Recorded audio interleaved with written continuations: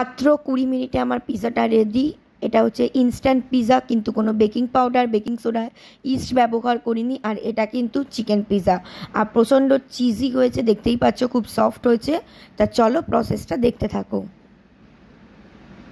Hello বন্ধুরা, দেখো আজকে চলে এলাম ঝটপট একটা টিফিনের রেসিপি নিয়ে। টিফিন বলবো না, আজকে পিৎজা শেয়ার করব, কিন্তু কোনো রকমের আমি এখানে কোনো baking powder, baking soda, east ব্যবহার করছি না। তা চলো সাথে থাকো।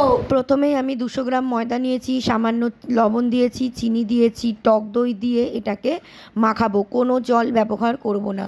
আর দেবো সামান্য সাদা তেল 2 চামচের মতো, দিয়ে খুব ভালো করে মাখিয়ে রেখে দেবো কিছুক্ষণ, 10 মিনিটের মতো। এরপরে দেখো এখানে আমি ক্যাপসিকাম আর এখানে আমি পেঁয়াজটাকে কিউব কিউব করে কেটে নেব। কেটে নেওয়ার পর তারপরে দেখো এটাকে আবারও হাতে ভালো করে কচলিয়ে এটাকে বেলে নেব। বেলে যেই থালার মধ্যে সেট করব সেই থালার মধ্যে আমি এখানে রেখে দিয়েছি। আর রাখার পর এখানে আমি কাঁটা চামচ দিয়ে, মানে চাকু দিয়ে ফুটো ফুটো করে নিয়েছি। একদম ফুটো ফুটো করতে হবে। তারপরে এখানে আমি টমেটো কেচাপ অ্যাড করেছি, আর এখানে আমি দিয়েছি চিজও এখানে আমি ভালো করে মেল্ট করে দিয়ে দিয়েছি। তারপরে উপর থেকে দিয়ে দেবো ক্যাপসিকাম, পেঁয়াজ, বেশ কিছুটা চিলি ফ্লেক্স, অরিগ্যানো। দেওয়ার পর আমার চিকেন অলরেডি ঘরে ছিল, সেই চিকেনটাই এখানে আমি অ্যাড করেছি।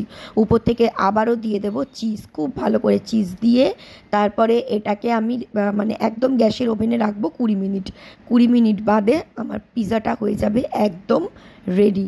তৈরি হয়ে গেল দারুণ ইয়ামি পিৎজা। ভালো লাগলে শেয়ার।